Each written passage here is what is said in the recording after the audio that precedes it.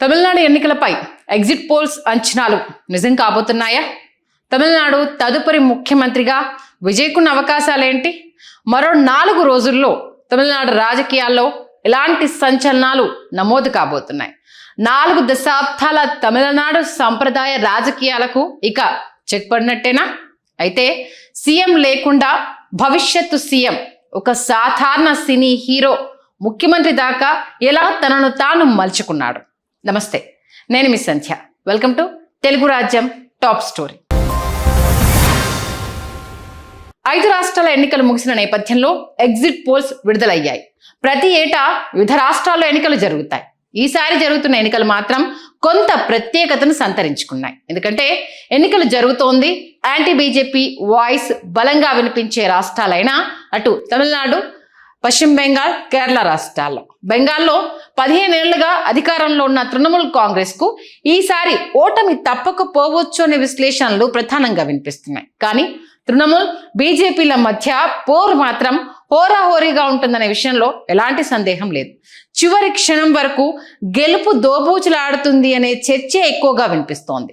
ఉత్తరాదిలో బెంగాల్ ఎన్నికల ఫలితాలపై ఆసక్తి నెలకొనగా దక్షిణాదిలో తమిళనాడు ఫలితాలపై ఆసక్తి మరింత ఎక్కువగా ఉంది. అందుకు ప్రధాన కారణం తమిళ సూపర్ స్టార్ విజయ్ రాజకీయ అరంగేట్రం చేయడం, చేసిన వెంటనే తొలిసారి ఎన్నికల్లో పోటీ చేయడం.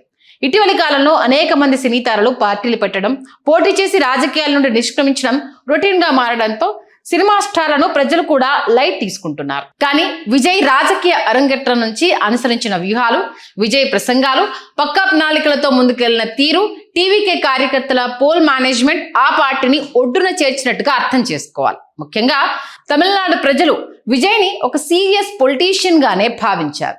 2 ఏళ్ల క్రితమే పార్టీని ప్రకటించి దాన్ని కేవలం ఒక ఆఫీస్కే పరిమితం చేయకుండా క్షేత్రస్థాయిలో బలోపేతం చేయడంపై విజయ్ దృష్టి సారించారు. కేవలం అభిమాన గణాన్ని నమ్ముకోకుండా క్షేత్రస్థాయి వరకు పార్టీని ప్రజల్లోకి తీసుకెళ్లారు. ముఖ్యంగా ఆ పార్టీ సోషల్ మీడియా విభాగాన్ని కూడా పూర్తి స్థాయిలో వినియోగించుకున్నారు. తన తొలి బహిరంగ సభలోనే విజయ్ చూపిన వాక్ చాతుర్యం, జనాల్లోకి ఆయన వెళ్ళిన తీరు ఏదో సినిమా ప్రమోషన్ లా కాకుండా బాధ్యత గల నాయకుడి శైలిలోనే సాగింది. అందరూ స్టార్డమ్ కోసం పార్టీ పెడితే విజయ్ మాత్రం తన సంస్థాగత పునాదులను పటిష్టం చేసుకున్నారు. ఇప్పుడు అధికారం లక్ష్యంగా ఆయన వేసిన ప్రతి అడుగు తమిళ రాజకీయాల్లో కొత్త శకానికి నాంది పలుకుతుందా? మే 4న రాబోయే ఫలితాలు ఆ ప్రశ్నకు సమాధానం ఇస్తాయి. విజయ్ కేవలం ఒక స్టార్ గా మిగిలిపోతాడు, రాజకీయాల్లో నిలబడలేడు అన్న వారి అంచనాలనైతే తలకిందులు చేయబోతున్నారు విజయ్ అని అంటున్నారు. విజయ్ రాజకీయ భవిష్యత్తు ఎలా ఉండబోతోంది? ఆయన ముఖ్యమంత్రి అవుతాడా లేదా కింగ్ మేకర్ గా అవతరిస్తాడా? ఒకవేళ హంగ్ ఏర్పడితే మళ్ళీ ఎన్నికలు జరుగుతాయా? ఇలా అనేక ఊహాగానాలు అయితే ఇప్పుడు ఊపందుకున్నాయి. దేశంలోని రాజకీయ వర్గాలను తన వైపు తిప్పుకోవడంలో మాత్రం విజయ్ సక్సెస్ సాధించాడు అని చెప్పడంలో ఎలాంటి అతిశయోక్తి లేదు. ఎందుకంటే జరుగుతున్న పరిణామాలు కూడా ఆ దిశగానే వెళ్తున్నాయి కాబట్టి. ఇక తమిళనాడు రాజకీయాలు, సినీ గ్లామర్ ఈ రెండింటిని విడదీసి చూడడం కష్టం. దేశంలోని ఒక సినీ నటుడు రాజకీయాల్లోకి వచ్చి ముఖ్యమంత్రి కావడం అనే ఒరవడిని మొదలుపెట్టిన ఘనత ముందుగా తమిళనాడుకే దక్కుతుంది. ఈ ప్రస్థానంలో ఎన్జి రామచంద్రన్ పేరు చిరస్థాయిగా నిలిచిపోతుంది. అన్నాదురై అడుగుజాడల్లో 1953లో రాజకీయాల్లోకి అడుగుపెట్టిన ఆయన 1969లో జరిగిన రాజకీయ పరిణామాల నేపథ్యంలో పార్టీ నుంచి బయటకు వచ్చారు. పట్టుదల వదలని ఆయన 1972లో కొత్త పార్టీని స్థాపించి 1977లో తొలిసారిగా ముఖ్యమంత్రి పీఠాన్ని అధిరోహించారు. వరుసగా 3 సార్లు తమిళ ప్రజల ఆశీస్సులతో ముఖ్యమంత్రిగా గెలిచి ఆయన సృష్టించిన రికార్డు ఇప్పటికీ ఓ అధ్యాయమే. ఎంజీఆర్ సాధించిన ఈ అద్భుత విజయం కేవలం తమిళనాడుకే పరిమితం కాలేదు. సరిహద్దులు దాటి తెలుగునాట ఎన్టీఆర్ వంటి సినీ దిగ్గజాలకు సైతం రాజకీయాల్లోకి రావాలనే స్ఫూర్తిని, ధైర్యాన్ని ఇచ్చింది. ఆ తర్వాత ఎంజీఆర్ రాజకీయ వారసత్వాన్ని పుణికిపుచ్చుకున్న జయలలిత తమిళ రాజకీయాల్లో అమ్మగా తనదైన ముద్ర వేశారు. పట్టుదల, వాక్ చాతుర్యంతో ఆమె 6 సార్లు ముఖ్యమంత్రిగా గెలిచి చరిత్రలో అజేయమైన శక్తిగా నిలిచారు. నిజానికి తమిళ ఓటర్లు తమ అభిమాన నటులను కేవలం వెండితెరపైనే కాదు పరిపాలనలోనూ చూడాలని కోరుకుంటారు. దానికి ఎంజీఆర్, జయలలితే నిదర్శనం. ఆ చరిత్రను, ప్రజల నమ్మకాన్ని గమనించిన ఎవరైనా విజయ్ రాజకీయ ప్రవేశాన్ని ఒక సాధారణ అంశంగా చూడలేరు. ఎందుకంటే తమిళనాడు రాజకీయ చరిత్రలో హీరోలకు ఎప్పుడు ఒక ప్రత్యేకమైన స్థానం ఉంటుంది. ఇప్పుడు అదే బాటలో అడుగులు వేస్తున్న విజయ్ గతంలో ఎంజీఆర్, జయలలిత సృష్టించిన మ్యాజిక్ ను తిరిగి రిపీట్ చేయబోతున్నారు. ఇక తమిళనాడు రాజకీయాల్లో గత 4 దశాబ్దాలుగా పాతుకుపోయిన ద్రవిడ పార్టీల ద్విముఖ పోరుకు ఈ ఎన్నికలు నిజంగానే చెక్ పడేలా చేస్తున్నాయనేది స్పష్టమవుతోంది.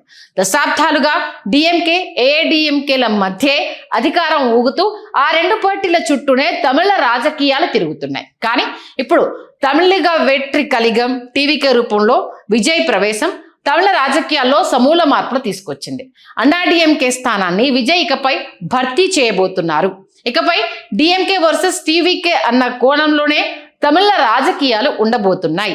ఈ అంచనాలను ఎగ్జిట్ పోల్స్ కూడా బలపరుస్తున్నాయి. రాజకీయ సర్వేల్లో అత్యంత విశ్వసనీయత కలిగిన యాక్సిస్ మై ఇండియా సంస్థ విడుదల చేసిన తాజా గణాంకాలు సంచలనంగానే చెప్పాలి. వారి అంచనా ప్రకారం విజయ్ పార్టీ 98 నుండి 120 సీట్లను కైవసం చేసుకునే అవకాశం ఉంది. ఇది కేవలం ఒక అంకె మాత్రమే కాదు, విజయ్ నేరుగా ముఖ్యమంత్రి పీఠాన్ని అధిరోహించే దిశగా అడుగులు వేస్తున్నారు అనడానికి బలమైన సంకేతం. ఎగ్జిట్ పోల్స్ అంచనాలు ఎలా ఉన్నా ఓ కొత్త పార్టీ మొదటి ప్రయత్నంలోనే ఇంతటి ప్రభావాన్ని చూపడం అంటే ప్రజలు ఒక మార్పును కోరుకుంటున్నారనేది స్పష్టమవుతోంది. జయలలిత మరణం తర్వాత అన్నాడీఎంకేలో సంక్షోభం, చరిష్మా ఉన్న నేతలు కొరవడంతో ఆ పార్టీ అధ్యాయానికి ఒక ముగింపు పడబోతోంది అనే చర్చ కూడా జరుగుతోంది. ఒక అగ్రశ్రేణి సూపర్ స్టార్ కేవలం సినిమాలకే పరిమితం కాకుండా తమిళనాడు భవిష్యత్తు ముఖ్యమంత్రి స్థాయికి ఎలా ఎదిగారు అనేది నిజంగా ఒక ఆసక్తికర ప్రయాణం. ఆయన అడుగులు సాధారణ రాజకీయ నాయకుల మాదిరిగా హడావుడిగా లేవు, పక్కా ప్లానింగ్ తో సాగాయి. రజనీకాంత్, కమల్ హాసన్, ఏపీలో చిరంజీవి, పవన్ కళ్యాణ్ రాజకీయాల్లోకి వచ్చి చేతులు కాల్చుకున్నారు. అందుకు ప్రధాన కారణాన్ని విశ్లేషించాల్సి వస్తే వారు ప్రజల మధ్యలో లేకపోవడం, ప్రజల నాటిని తెలుసుకోలేకపోవడం. రాజకీయాల్లోకి వచ్చి రాగానే ఎన్టీఆర్, ఎంజీఆర్ మాదిరిగా సక్సెస్ చూడాలనే లక్ష్యంతో రాజకీయాలు చేయడం ప్రధాన కారణాలు. ఓటమి చెందగానే మరో పార్టీతో పొత్తు పెట్టుకోవడం, లేకపోతే విలీనం చేయడం వంటివి. అది కాకుండా మొత్తానికి రాజకీయ పార్టీల నుంచి విరమించుకోవడం ఈ నలుగురు విషయంలో జరిగాయి. లక్ష్యం పెద్దదైనప్పుడు, ఆశయం ఉన్నతంగా ఉన్నప్పుడు ఓటమి ఒక నాయకుడిని కుంగదీయలేదు. విజయ్ విషయంలో ఈ 2 ఏళ్లలో ఇలాంటి ఒడిదుడుకులు అనేకం ఎదురయ్యాయి. టీవీకే సభలో తొక్కిసలాట, తన వైవాహిక జీవితంపై నెలకొన్న అనిశ్చితి, నటి త్రిష విషయంలో తనపై వచ్చిన నెగటివిటీ, ఇవేవి విజయ్ని మానసికంగా కుంగదీయలేకపోయాయి. నిజానికి విజయ్ తన రాజకీయ ప్రయాణానికి పునాదిని చాలా ఏళ్ల క్రితమే వేశారు. తన విజయ్ మక్కల్ ఇయక్కం అనే ఫ్యాన్ క్లబ్ ను కేవలం అభిమానుల సమూహంగానే కాకుండా సామాజిక సేవా కార్యక్రమాల్లో నిమగ్నం అయ్యే ఒక పొలిటికల్ క్యాడర్ గా ఆయన తీర్చిదిద్దారు.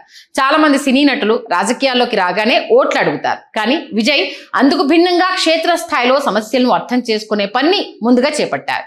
పార్టీని ప్రకటించిన తర్వాత కూడా ఆయన ఎక్కడా తొందరపడలేదు. విద్య, వైద్యం మరియు సామాజిక న్యాయం వంటి అంశాలపై తన పార్టీ టీవీకే ద్వారా స్పష్టమైన వైఖరిని ప్రజల్లోకి తీసుకెళ్లారు. ఒకవైపు తన సినిమా షూటింగ్లతో బిజీగా ఉంటూనే మరోవైపు పార్టీ సంస్థాగత నిర్మాణాన్ని పటిష్టం చేసుకోవడం ఆయనలో ఉన్న సీరియస్ పొలిటీషియన్ ను బయటపెట్టింది. తన అభిమాన గణాన్ని వ్యవస్థీకృతం చేసి బలమైన పునాదులు కలిగిన డిఎంకేకు క్షేత్రస్థాయిలో సవాల్ చేసే స్థాయికి పార్టీని నిర్మించారు.